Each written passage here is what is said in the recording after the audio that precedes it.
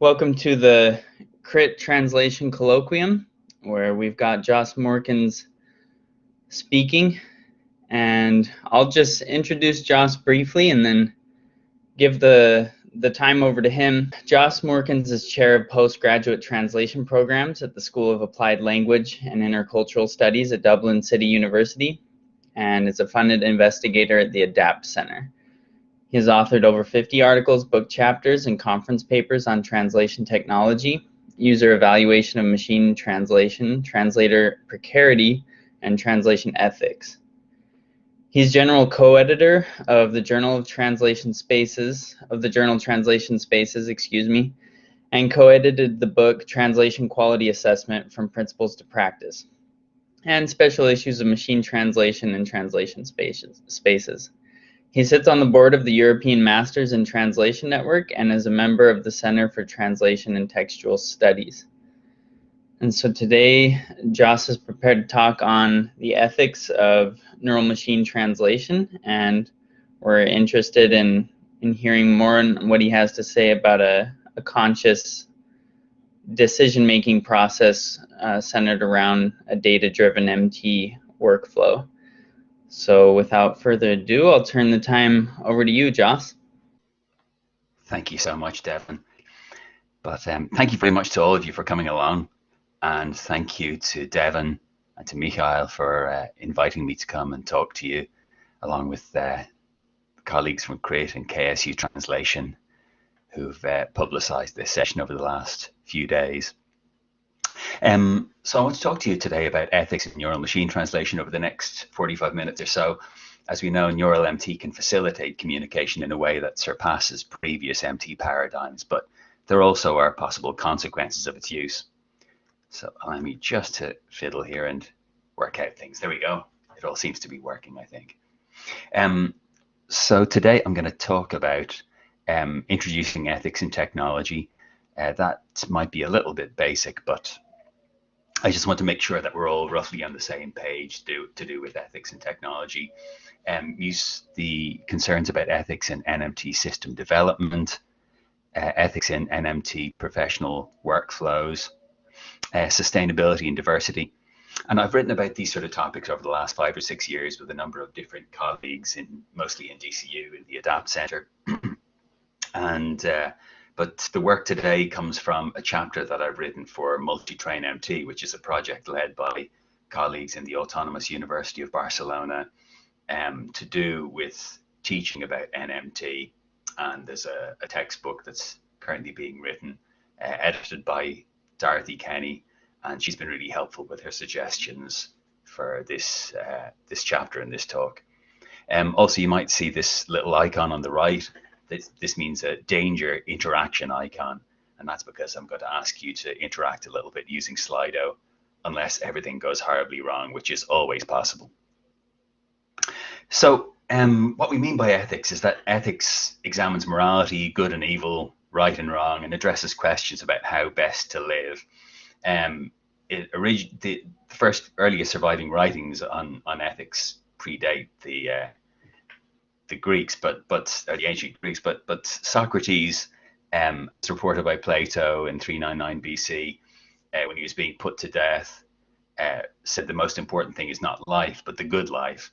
And this notion of the good life, one that is worthy of admiration and is excellent, not just acceptable, is something that's been taken on.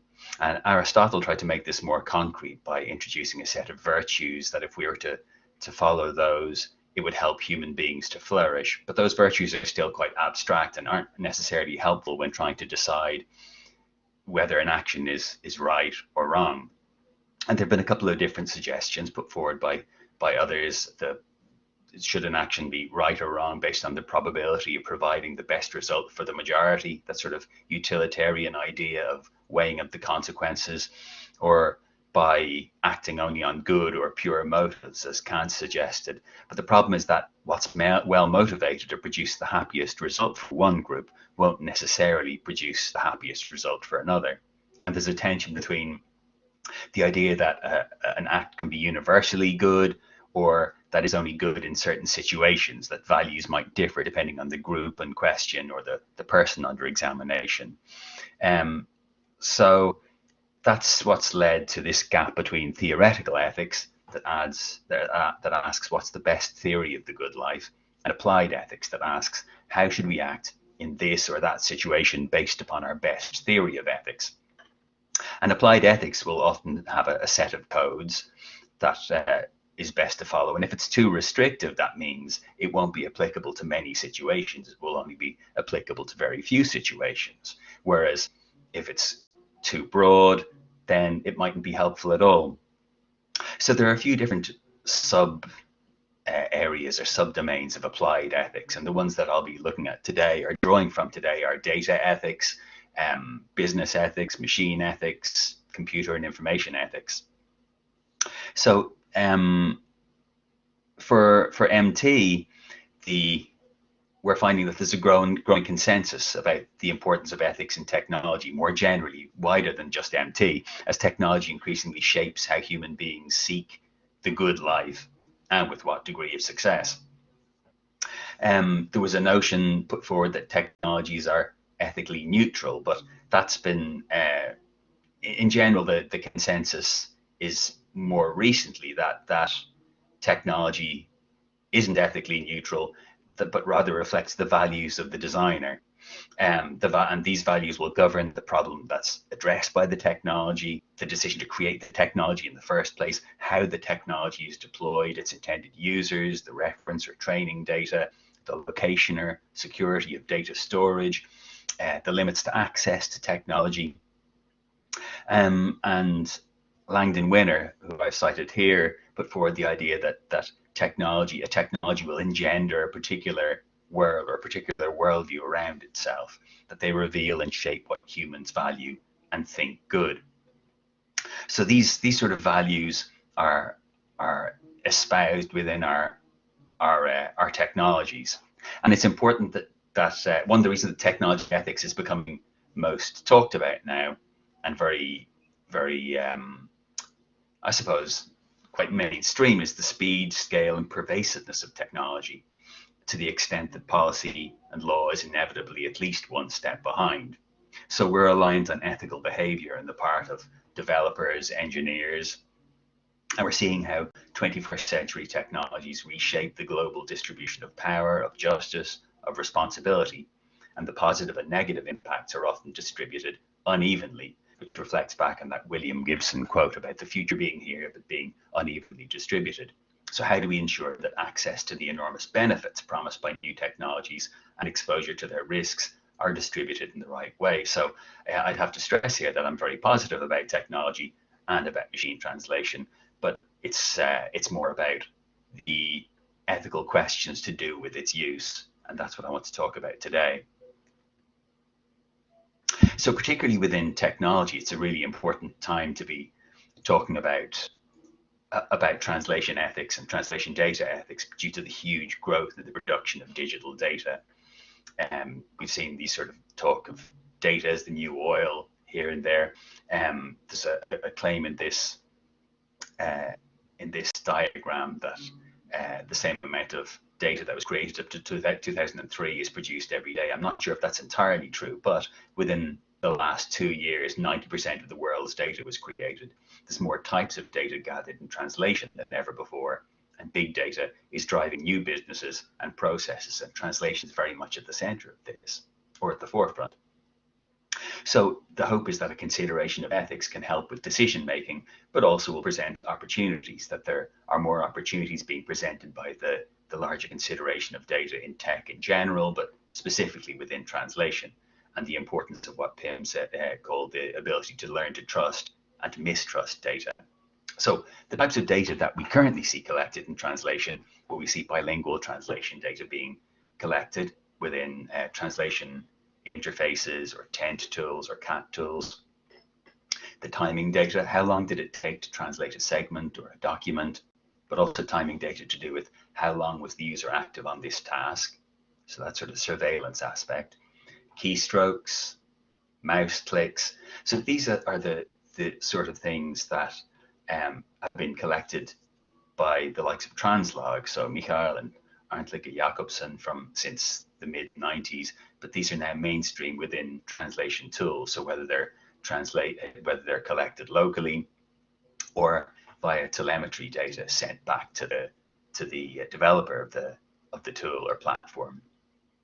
Translation quality evaluation, either in real time or retrospectively, response times. So if we look at the sort of translation platforms that are increasingly being used, a job is posted and a certain number of people have access to that job, and if they don't respond within a certain period, then they won't be, that job will be given to someone else. And there's a track of their response time that's kept, adherence to instructions, to deadlines, and demographic data. And of course, there's a danger here that all of this data can be aggregated with other types of data to make inferences about users, and that's something that I'll come to a little bit later. But moving on to the ethical use of MT by humans in MT system development, I have a couple of case studies of data use in translation. So what I want you to think about is what issues you see here, and then I want you to go to slido.com and enter hashtag CRITT, and you'll be able to enter a word or a couple of words about this. I'm going to see if I can actually share the link as well, if I can figure out how to do that. I'm, of course, confusing myself. So I'm back on the Colloquium page. While you have a quick look at that, and I'll try and share this link with everyone. Oh, that's not right. And here's the link. But otherwise, you can just go to slido.com and enter hashtag CRITT, and I'll set the word cloud poll going now. So Translator A has freely signed a contract with their regular employer to carry out a translation on a freelance basis using a proprietary web-based platform, giving explicit permission for their translation data to be reused for MT training. The employer trains MT systems using the data from Translator A and from others, and in time, NMT quality improves for Translator A's language pair to the extent that the company moves its translation work to post-editing and imposes a unilateral 30% discount on their per-word payment rate. This discount is applied on the basis that productivity has generally improved by roughly 30%, visible to the company from the translation activity data gathered via the translation platform. In order to raise revenue, the company decides to sell MT services externally, and this includes some work for an arms manufacturer. So, asking what issues you see for Translator A, please enter any words that you can think of to do with that case study here. So transparency is certainly one. This case study isn't about any specific person. It's based on an amalgam of different scenarios that I've come across, all of which no revenue increase for A, discount, backlash, ethics, self-damaging agreement. Well, that's an interesting point. Data leaks, exploitation, and there is a consideration that some work practices in translation are exploitative, privacy, opportunity, revenues dropping. So if we look through, they've freely signed a contract, so it is their choice with their regular employer. That's a rather politicized term in translation, employer, if they're freelance. They're using a proprietary web-based platform. These are becoming more common. And what we're seeing is the sort of activities and control that we see within crowdsourcing platforms gradually moving into other areas, including translation. So they've given explicit permission for their translation data to be reused. The employer trains MT systems, and they move its translation. The company moves its translation work to post-editing. That's a quote I stole directly from the chairperson of RWS, as reported in Slater in 2018, and imposes a unilateral 30% discount on their per-word payment rate. In average, according to CSA research, post-editing is paid at roughly 60 to 65% of the full word rate. But a problem that we found is that it's applied on the basis of a general improvement in productivity, but the quality of one pre-processed amount of MT that's given to someone won't be the same as the quality of the next. So the quality of MT is variable. And in order to raise revenue, the company decides to sell MT services externally, including to an arms manufacturer. And of course, there's no control, especially once the data has been anonymized, where the data is going to be used. Okay, so thank you for that. So we've got a second case study for you to give your comments on. I've just opened the poll. So translator B now is opposed to MT as a matter of principle. B accepts work for a company that expects translators to submit their translation memory with translated target text, which they will repurpose for future human translation. Translator B is not aware that the work has been automatically assigned by an automated project management system, but there's no translation brief and no direct communication with the company. Translator B is also not aware that the company will soon be acquired by a large conglomerate who will use all available data for MT training and offer it for sale. The data should have all personal information removed before being shared, but this information is retained by accident when the data is uploaded to one purchaser. The company tries to keep this quiet so as to avoid liability. So, your thoughts here: ownership, licensing, absolutely. Privacy, absolutely. Digging his own grave. No need to be so anti-MT. Well, this is more to do with the work practices rather than MT, I would suggest. Legacy, copyright, absolutely. Licensing, no transparency, and no transparency is a major problem. I would suggest that that's far more of a problem than MT. Breach of contract, well, malpractice. Well, this is something that we'll come to, but you know, that we can assume that there's a degree of collegiality at play when someone shares their translation data that they think will be used by human translations. But we're seeing more and more mergers and acquisitions within the translation space, to the extent that, according to a presentation that was at the Association of Translation Companies in the UK in 2019, they said that there had been 82 mergers and acquisitions in translation between 2016 and 2019. And of course, there's the RWS, SDL one, IUNO Media, and STI Media. Anyway, moving on. So there's no translation brief, no direct communication, and there's automated project management. And automated project management is live at the moment in some scenarios. And we know from Christina Abdallah's work that there's often a problem with communication along the lines of a translation production network that is often linear. So we're seeing these sort of acquisitions and mergers, and obviously the data is owned by the person who it's contracted to. So if the data comes with a company, I'm not sure that it's a breach of contract unless there's a specific agreement with the translator that it'll only be used for a certain purpose. Of course, there is a problem with the personal information that's being shared, and trying to keep that quiet. So thank you very much for all of those interactions and those polls. So I'm going to talk about some of these different areas.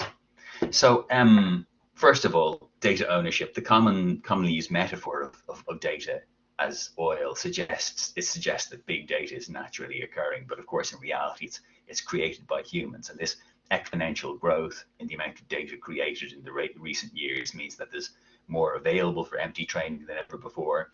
And it's important that, you know, there is a place for MT because there's more translation to be done than ever before, far more that can be done by human translators. MT training data is usually stored in the form of parallel data, and then we have public repositories such as the European Commission's Directorate General for Translation data that can be reused and disseminated free of charge. And there's other type of repositories of data that are shared online. The Berne Convention, first enacted in 1886, forms the legal basis for the copyright for translations, and considers them to be derivative works, so that are protected as original works without prejudice to the original, the copyright of the original author. It doesn't define originality or original, but it grants the original author the right to authorize translations. The Bird and Bird report that was commissioned by the European Commission in 2014 and written by Troussel and de Bush suggests that an argument could be made for originality in creative translation, although this is yet to be tested in courts. But they also, according to the European Database Directive, so obviously this is very Europe-based, suggest that the rights to a translation memory database could be asserted, especially if there had been efforts put into obtaining, verifying, or presenting the contents. But in practice, TM is, through precedent, generally handed over to the translation client or agency. At scale, big translation data has now become a valuable resource for MT and machine learning system training, to the extent that it's a key business model. And we've seen a lot of things in the likes of Slater about this. And usually the granular reuse in MT system training means that the original source of that data isn't identifiable, be it a translator or be it, web crawled parallel texts. But I think it's reasonable to argue that maybe a more equitable system of data ownership would contribute to more sustainability in the translation industry. So in some jurisdictions, it's considered that if the employer pays for a translation, they are the owners, they're the rightful owners, where in others, you might have to transfer this via contracts. So while I mentioned the degree of collegiality at play for sharing with other humans, maybe it's not there for MT, for translators who are particularly suspicious of MT, but they don't have the option of accepting or not accepting reuse for specific roles. And it's very rare for translators to control how their work is reused. And of course, once it comes to MT system training, it means that the metadata is commonly stripped anyway. So it means that it would be impossible to identify. And that's probably good for data privacy, for if the data is to be shared or exchanged. But it means that it's impossible for someone to withdraw their consent. And it's something we come across in university research. So it used to be the case where someone could withdraw their consent for participating in a study after the fact. But now that the data has to be carefully anonymized soon after data gathering, it means once it's anonymized, then you can't withdraw your specific data because it can't be identified. But that means that in our examples, translators in A and B might contribute to something that they're ethically opposed to, and the future uses will be opaque to them. So translator A might be opposed, or they might like working for the arms manufacturing company, but they will be an unknowing participant in that work. And something that was put forward in Shoshana Zuboff's book about surveillance capitalism, she quoted Joseph Weizenbaum from 1986 about the importance of asking the questions, what is the final application and use of the products of my work? Am I content or ashamed to have contributed to this use? But this isn't a choice that will be open to the examples or to translators A or B in our examples. And in the early days of translation memory sharing, there was an article in Multilingual magazine by Suzanne Topping where she wrote that only translators felt it was ethical to share memories. But now that seems sort of quaint because we see lots and lots of data sharing. And as I mentioned, it's a key business model.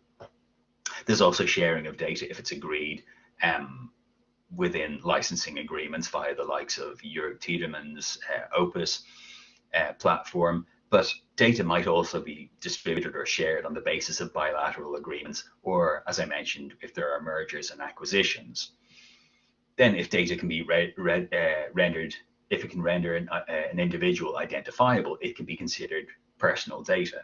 And that means it falls under the General Data Protection Regulation, or GDPR, in the EU. But there are lots of other personal data laws in lots of other regions. In fact, just yesterday in the US, the senator from Oregon, Ron Wyden, proposed the Protecting Americans' Data from Foreign Surveillance Act, which would effectively classify large volumes of personal data alongside powerful technology and weaponry, regulating it under export-import conditions. So the likes of that, well, that hasn't been enacted and may not be. But the likes of the GDPR and other personal data laws try to restrict and provide guidelines for the sharing of personal data. And of course, companies should report any data breach, but there have been a lot of instances of companies not reporting breaches, of covering them up. So one reason to do so would be to avoid fines. So for the GDPR, if there's a data breach, the fine will be 20 million euro or 4% of annual turnover, whichever is the greater. But also, the negative publicity related to a data breach means that there might be a loss of shareholder value, or there might be fewer customers. Public trust might be lost in the organization. But once personal attributes are removed and the data is anonymized, personal data becomes just data and is freely shareable. But even without the metadata, there might be ways to recognize a person or a group. And if it's aggregated with other data, then there might be types of protected attributes that can be inferred from that data, even if they're not explicitly there, and therefore it's not covered by personal data protection laws. So for example, translators A and B, for example, they could have their translation data aggregated with lots of other data about them that's held by Microsoft in Power BI, or held by Google, or held by Amazon, to make inferences about them individually or as a group. So moving on to, well, actually, just one final comment on this is that automating employment decisions or communication, as is the case with the project management of Translator B, means that there'll be no opportunity to explain translation choices or to build a long-term relationship based on trust.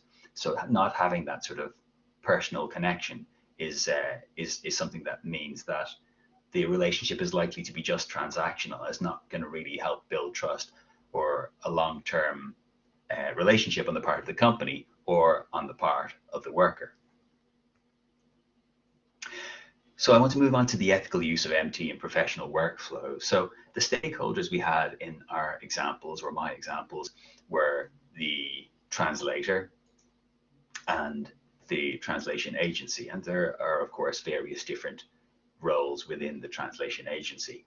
Ideally, the introduction of MT into a workflow would be something that would be consensual, agreed by all stakeholders, and therefore the translators or the freelance translator would feel better about the use of MT rather than it being imposed on them, even though we're seeing that that's often the case. But also it's important for the end client to understand that while there might be a benefit in using MT, and in almost all studies we've seen that post-editing is faster than translation from scratch or using a TM tool, they should also be made aware that there might be an increased risk, especially if there's insufficient review or if it's light post-editing. The shareholders want to maximize shareholder value, or the value to them if it's a publicly traded company, but they might not be aware of the dangers of if there's a data breach, for example, or the risks of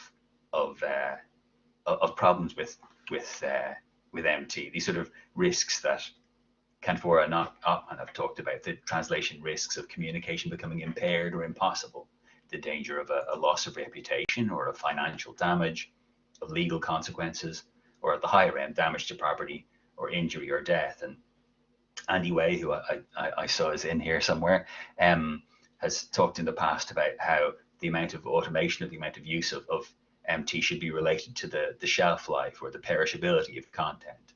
But also the level of risk is important. The value of the content should be an important consideration in the use of technology. And for the end user, it might be that they rely on the provider of a translation not exposing them to excess risk. But also Anthony Pym has suggested that even when a low risk target text is made less comprehensible by post-editing poor quality MT, that means the translation might conform to the needs of the client, but it's pushing the extra effort in comprehension onto that end user. Tool developers, as I mentioned earlier, the technologists have a key role in engendering a worldview with their technology, and I mentioned how technology is rarely neutral. So tool developers have a key role in how MT is brought into a professional workflow. The tool can focus on usability, it can incorporate familiar keyboard shortcuts, it can provide an uncluttered interface, it can maximize customizability, or it can do none of those things. And in that case, it's not really empowering the user. They might, it might try to encourage interaction by interactive MT, whereby the MT is used for auto-suggest and edited dynamically, or post-edited, or appear as an extra option, an extra translation suggestion, or automatically propagated in the target text window. So all of these will change the interaction with the tool. And for translators, they can decide to accept or not accept work, but those who aren't aware of the variable ways that MT might be used within professional workflows, the decision to accept or not accept work might be difficult. It's difficult to foresee how your work might be used.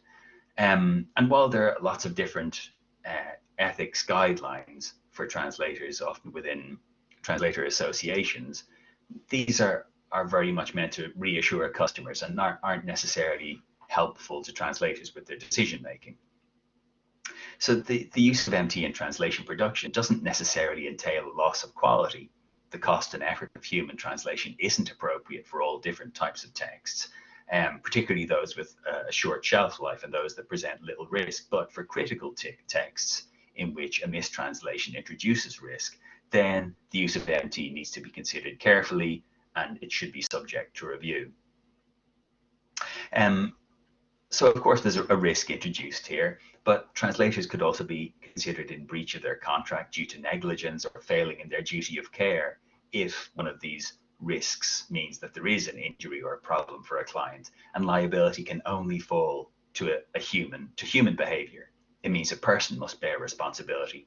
So loss related to an error introduced by MT in the translation process needs to be pinned on a person. So that liability is an important aspect. And then confidentiality is also a consideration. And there have been instances when confidential and sensitive material has been made available through unthinking use of free online MT. So Canfora and Ottman in their paper from 2020 suggest that this sort of extra cybersecurity risk introduced by MT means that people should, or users should, use subscription services, a closed platform where there's no opportunity for a data leak or a breach. So I want to move on to sustainability. So as we know, translation is a highly skilled task, but portions of the workflow in some areas of the industry have been automated to an extent, as we've seen in the examples of translators A and B. And there's a growing concern that AI will have a major impact on work in lots of areas that previously have been considered immune from automation, highly skilled tasks. And this is a real consideration for the future in many different industries, but particularly in translation, because these changes are well underway in translation for a couple of different reasons. So first of all, post-editing has since 2010, according to CSA research, been the fastest growing area of the translation market, predating the shift from statistical to neural MT. Stockpiling of translation data has become commonplace since the introduction of TM tools in the 90s. Secondly, the largely freelance workforce means that translators have their flexibility, they have autonomy, but they work on a project-by-project time frame. And that's created a disparity of power where there can be unilateral decisions made by their employers or by companies that will affect them. And as the pace of mergers and acquisitions has increased, as I mentioned, it means that we're now dealing with a lot of publicly traded large conglomerates where the people in charge of business operations and making the decisions are so many are so far away from the freelance workers doing the translation, doing post-editing, doing revision, doing annotation, doing review, that there is really little communication along this path. And the translation industry, as myself and Marta Rocky reviewed in our chapter for the Routledge Handbook of Translation and Ethics, hasn't historically shown strong leadership on ethics or sustainability. and there's been very much a focus on financial benefits. So the early view of translation technology, as put forward by the likes of Martin Kay in his book about the proper place of men and machines in translation in 1980, was that the translator should remain in control with the technology assisting. That sort of idea of an augmented translation workflow, where the sort of boring and repetitive work would be taken over by the machine, with the human always in control. But what we have seen is that in some areas that the work of the translator has gradually been circumscribed. So it means that for some people working at translation, they're increasingly working on rigidly defined tasks that might include, for example, just doing quality checks or annotation or correcting repetitive errors in mixed quality MT output, or decompose sections of text that have been sent to them without any context. And the problem here is that while if translators are in control and enjoy post-editing, even with the discounts applied, they might find the work worthwhile and lucrative. But there is a balance to be struck between having the long-term focus of having work that people enjoy and feel empowered by, and having these gains for stakeholders and this focus on finance in the translation industry. So workers find satisfaction in doing tasks that have meaning, in mastering their task, in working with supportive colleagues. The idea that just money motivates people is something that's really of the past. They're motivated by a sense of achievement, a sense of recognition for that achievement, of self-efficacy. And if this isn't a consideration in translation production, then the better and most skilled workers will leave because they're smart enough to do other things, and then there'll be a shortage of skilled workers and post-editors. And this is becoming an increasing concern as there's a broader notion of sustainability. And it's something that has been included in work by the likes of Pete Doherty and others in their book about sustainable work systems. And in the UN Sustainable Development Goals, so goal number 8 is for providing decent work and economic growth. But although there have been some that feel that economic growth isn't necessarily it's sort of contradictory with environmental sustainability, a point made by Michael Cronin in his book about eco-translation. He also mentioned how MT, its reliance on the computer industry, requiring the mining of rare metals, and its poor reputation for recycling and polluting, means that there's a problem with environmental sustainability for MT. In terms of outputs, there was a widely cited paper by Emma Struvel and colleagues from 2019 where they estimated that the training data required for one large transformer neural network model was the equivalent to 5 times the CO2 output of a car, including fuel, during the lifetime of that car. And only the largest companies can afford the costs of training for such large-scale models. So while we're seeing increased efficiency means that that we're able to do more with less, there are also larger and larger corporate training data that are being used with more and more parameters. So massive language models are being used. So it remains the case that training in an NMT system is costly and requires a good deal of power. And it's problematic that at present, even though there have been some suggestion, there is no benchmark for publishing details of MT systems with their power consumption. And some have been proposed within the context of sustainable AI and development. So I mentioned the fact that these systems are very resource intensive, and what that has meant is that there's the initial work on NMT was published by well-resourced research teams, mostly in North America and in Europe, which was no real surprise because of the requirements of technology, the requirements of power, the costs. Although this has changed to an extent for a couple of different reasons. So first of all, the large technology firms have thrown their weight behind research efforts in NMT, and they've built very well-resourced teams, have optimized MT systems between major languages to the extent that the university and academic research groups struggle to compete. If we look at the results from the WMT shared task over the last couple of years for major languages, we can see that the top performing results often come from large tech firms rather than from university research teams.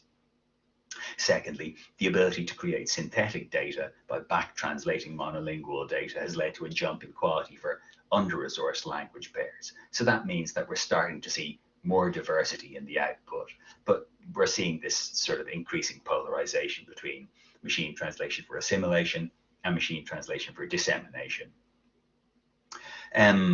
There hasn't been any survey of the diversity of MT research teams, but we do see a problem, especially the big tech firms, with diversity has been widely publicized recently with the incidents to do with Timnit Gebru and her firing, and other in the FAI group, and some other whistleblowers in big tech. But also in terms of the output of MT, there's an article recently by Lucas Nunes Vieira, Minako O'Hagan, and Carol O'Sullivan that they said that they found that inappropriate use of MT can cause harm to vulnerable people in medical and legal use cases. They find that it can exacerbate inequalities stemming from a disproportionate availability of data and resources for a relatively small number of the world's languages, combined with a lack of MT literacy. So while there are more and more language pairs being covered, as Doug Jones said at AMTA in 2016, it's only a very small fraction of the world's languages that are covered by MT. And because of the way that the world works, in which cultural hegemony means that information tends to flow from well to poorly resourced languages, there are concerns to do with the likes of the publications by Van Massenhove and Sterionov and Andy Way to do with lexical diversity, and Eva Van Massenhove on gender bias in NMT output, that there might be an impoverishment of the less well-resourced languages due to the way that information is flowing if there is more MT use. And there have been arguments for, in terms of bias, trying to create computers as implicit ethical agents, computers that are programmed to make those ethical decisions and can sort of reverse out of or be de-biased. And there have been some efforts made in that regard. So for example, Google have tried to include both male and female, although albeit still binary, male and female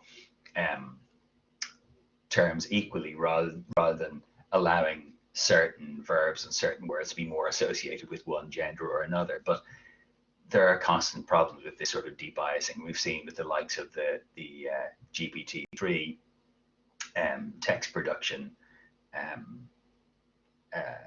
the tool that even though certain search terms are banned within it, there are constantly new and offensive ways to find, or ways to produce offensive output from these sort of models. So trying to create computers as implicit ethical agents is still something that's problematic.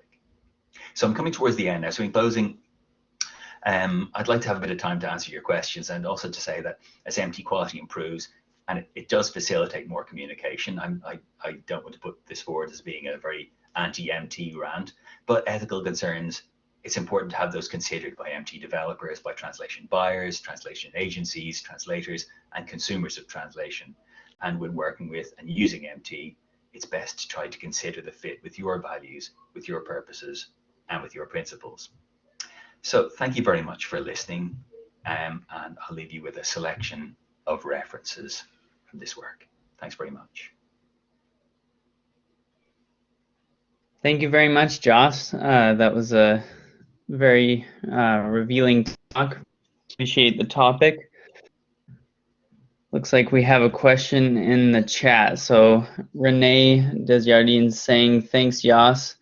Always very interesting. Question to you. Do you think translator training should then make a sort of MT ethics course mandatory at both undergraduate and graduate levels? I think it's a really important thing to try and include, particularly at graduate level. And it's actually something that I'm trying to introduce via the European Masters in Translation Network at present. And I gave a talk about translation data ethics to a group of our MA students about 6 weeks ago, and it was really interesting because they really engaged with it to a greater extent than I expected.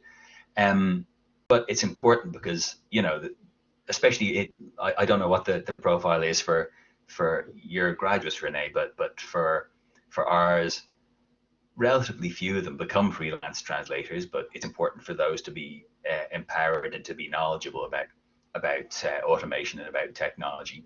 But quite a lot of them move into different technology related roles in the translation industry. So at some point, these people are going to be decision makers. They're going to be people in a position of power. So for that reason, I think it's really important to try and teach them a little bit, or at least make them prompt them to consider the ethical concerns regarding MT, regarding automation, regarding data.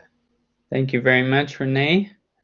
While we're waiting, if you don't mind, Joss, I have a question that Sure, Devin. was brought up by, I guess, your translator A scenario, because I see a lot in the industry, these sorts of moments when translators are forced to choose between, you know, continuing to work for a certain company or starting to work for a company and a self-damaging agreement. I think someone put in there digging their own grave. Like Yeah. the unilateral drop in rates. And so I was wondering if you had seen anything in Europe at the level of, you know, sort of professional associations that has been going on to sort of mitigate those risks for freelancers who are kind of isolated, you know?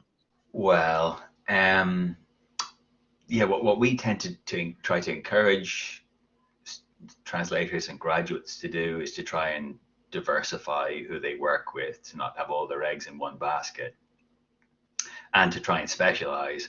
But you know, it's difficult, and certainly I know people who have tried to be careful and pick and choose, and they feel that it just means that they're not getting enough work. So I think it's very important that translator organizations try to be active on this topic.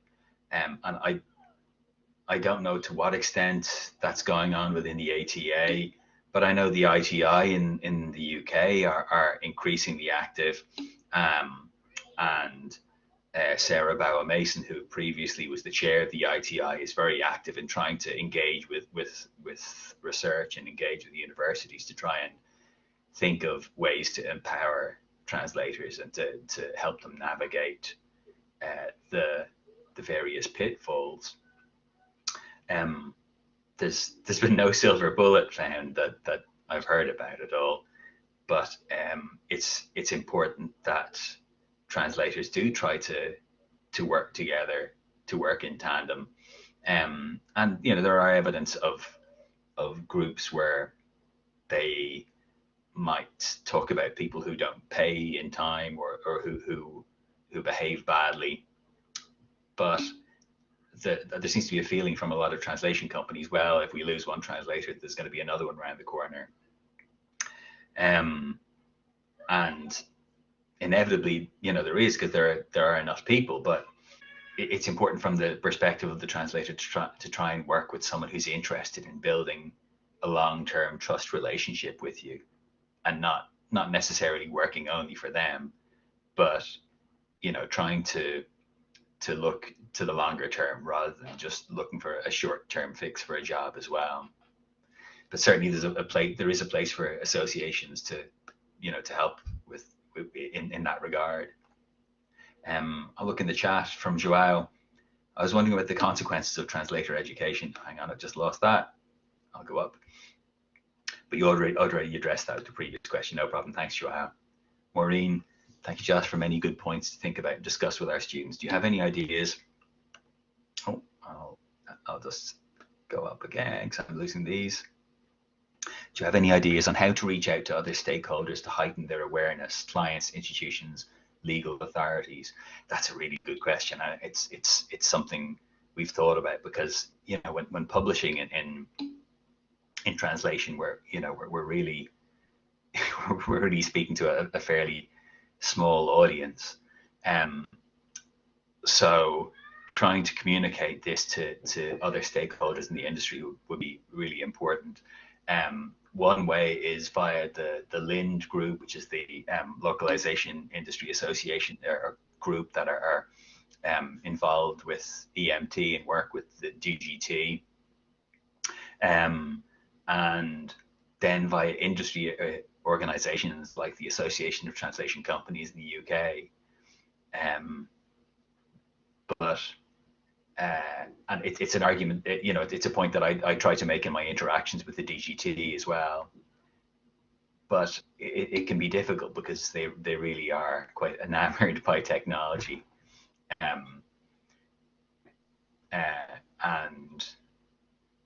even the comment earlier about being so anti-MT, it's I don't think it's about being anti-MT or being anti-progress. It's just a case of trying to tread carefully. But yeah, it's a good question.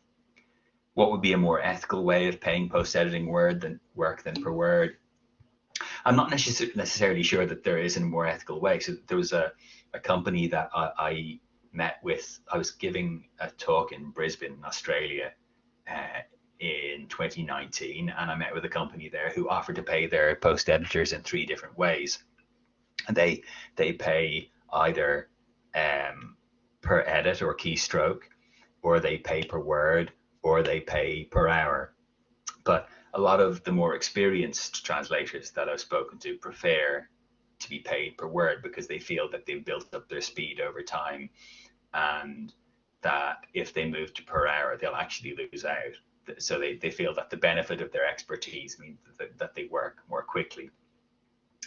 But not everyone is a fan of being paid per word. And some agencies are offering options. And the interesting thing was this company was still quoting and billing their clients per word, yet we're paying their translators at one of these 3 different rates, and still found that it worked out for them. So maybe a little bit more flexibility might be a good thing. In the translation advertisements, I've lost that for a second. In the translation advertisement, do translation companies need to declare their purposes and requirement clearly, e.g. human translation, post-editing, machine translation to train empty platforms, so the relevant information will be transparent? Well, I mean, they don't at the moment, of course, but it would be helpful in making those decisions.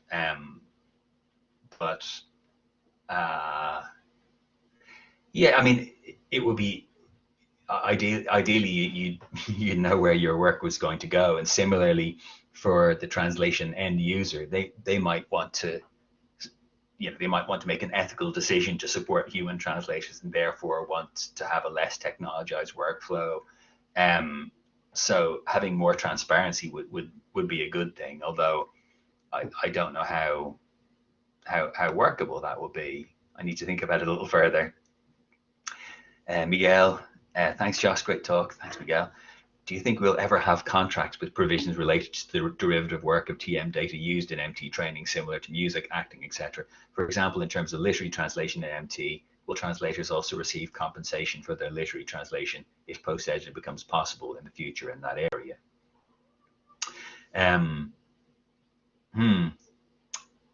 Yeah, I don't know. I mean, I think it would be good to have an idea of where that work was going to go. And there have been examples of there's a standard royalty or a standard contract that's used by a Netherlands translation association, whereby they ask and in many cases receive for royalties on the reuse, on the rebroadcast of subtitle materials.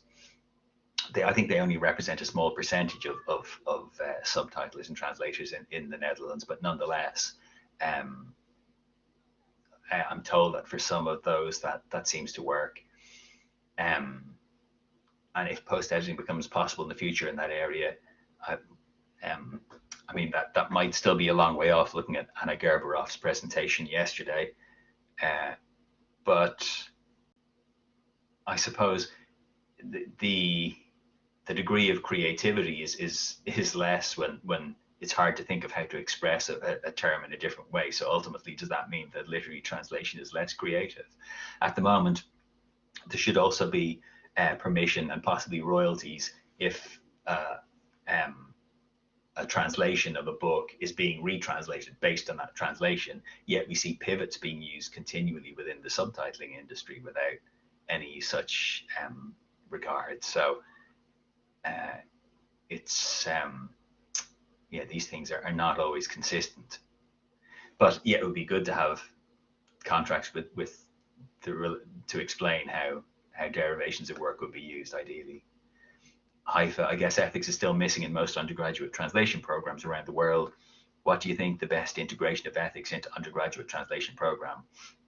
I can think of two ways now, including ethics chapter in practical courses, CAT's medical translation. The other way is devoting a whole course on ethics and translation. From your experience, what's the best approach to teach ethics? We're only starting to bring that in, Haifa and DCU, and at the moment we're just looking at introducing it as it should be part of everyone's work. Like if within a university, it shouldn't be a barrier to research that you just fill out a research ethics application at the end. It should be a consideration throughout the planning of a piece of research, and similarly throughout in a project within a university, it should also be a key part of it. So maybe integrating it within that. I think if it was just a single module or a course on ethics and translation, I think it could become a little bit boring, which I hope it didn't do today. Tina, I don't think too many freelancers are even aware that their translations are being used to improve an MT system, which then again diminishes their future workload. Shouldn't this be mentioned in the contract? Yeah, I think so. I mean, sometimes it is explicit. It has appeared in contracts that explicitly it will be used for MT training. But usually there isn't really a clear choice. And it mightn't diminish their future workloads if MT is brought in a way. So I mean, there are four considerations, or four ways that according to, I think it was a paper by Shatsky and I can't think of the other author, four different modes of employing automation. One is to automate everything. One is to atomize and automate. So that's the sort of thing we're seeing the likes of Unbabel, where the work is broken down into chunks or into single segments, and those are machine translated. There's a quality evaluation, and then the ones that fall below the arbitrary quality evaluation level, those individual atomized segments are sent out for review or retranslation. Or there's the sort of augmented idea whereby it's just helping the more boring drudgery work, the thing put forward by Martin Kay, or technology can empower by actually automating things that weren't being done before. So I'm loath to make that wholesale distinction and say that all machine learning or MT will diminish their future workloads. Valentina, hi Valentina. What could a roadmap towards a more sustainable translation industry look like in your opinion? What practical steps can be taken to address the imbalance of power in the client-translator relationship, given that law and policy seem to be at least one step behind? Do you see a role for grassroots translation groups forming and campaigning in this sense? Thanks for an enlightening talk as usual. Thanks very much. Well, I think to begin with, yeah, there needs to be discussion of sustainability and of the danger of having work that just isn't motivating, isn't satisfying, and that discussion needs to go beyond just academia. And if enough, I'm hearing anecdotal stories about translators leaving the industry. In surveys I've done, they complain about RSI and cutthroat rates and leaving the industry, but it's something that's very difficult to quantify, and if it's not having an effect on translation employment to the extent that the companies are changing their behavior, then we need to do more. There's ongoing research about that. Myself and Dave Lewis suggested using the Hesse and Ostrom model of trying to have a sort of the commons model of having a translator controlled repository of translation, and having different levels of access and use. But I'm not entirely sure how practical or workable that is, especially because data by its nature is multiple and is can be replicated so easily. So trying to constrain it is always difficult. So grassroots translation groups forming and campaigning, absolutely. There's also some work that a PhD student who's working with myself and colleagues in the University of Surrey, Gökhan Fikret, who's working on a different model of platform translation whereby it's controlled by translators. So it's certainly something to think about, and I don't have the answers. Maureen, thank you for your response. We'll certainly be continuing this conversation at very levels. Thank you. Hannah, hi Hannah. Many thanks for an insightful talk. Could you perhaps tell us a bit more about MT and low resource languages? Are there any strong prospects on the horizon that suggest pivot machine translation could stop being the best go-to solution when working with unusual language combinations? I'm not the expert on that. There are people who are far more qualified than me to talk about it, but back translation, as I mentioned, is improving things, but also massively multilingual machine translation systems. That sort of idea of a rising tide lifting all boats. So it means that even if unrelated languages are being translated and across languages for which there isn't bilingual training data, we're seeing improved output. And the largest language models that are being trained by the likes of Google at the moment have, I think, 103 different languages involved. So that seems to be the state of the art, but I'm not the expert on that. Miguel, thanks, Joss. I never thought of the use of pivots for translations or whether the pivot translator gets any compensation. The rebroadcast of subtitles is a good example. Start thinking about this. Thanks, Miguel. Ibrahim, ethics is not a new concept to the discipline. I think keeping ethics relative to current issues like technology-related ethical problems, etc., is the real challenge. It should not be approached as one fixed holy book of ethics. Absolutely, an adaptive approach is ideal, but is there someone who can take the lead on this? Just my opinion, no questions here. Thank you. No, absolutely, yeah, agreed.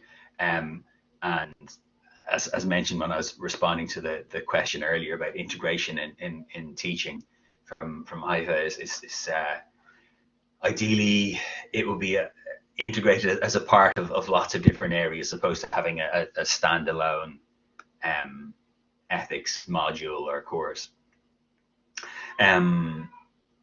Immaculata, thank you for such an inspiring talk. Do you think that there's an ethic concern where translators use MT post-editing for a job, but they've been hard to provide human translation instead of post-editing job? Yes, absolutely, and it's something I didn't go into in this talk. There's a real danger of portraying all translators as whiter than white, but of course that they'll that not there's different levels of trust. There's some people do intend to game the system. There's use of MT where they've agreed not to, and that's a real that's a real break of an ethical agreement as well. So yeah, I agree entirely. And there's a good paper by Christina Abdallah from 2010, I think, from actually a chapter from, I think, the Book Translation Agency, where she talks about the different ways that translators have in a small group that she was in contact with behaved in, I guess, ostensibly unethical ways in response to a loss of trust within a translation production network.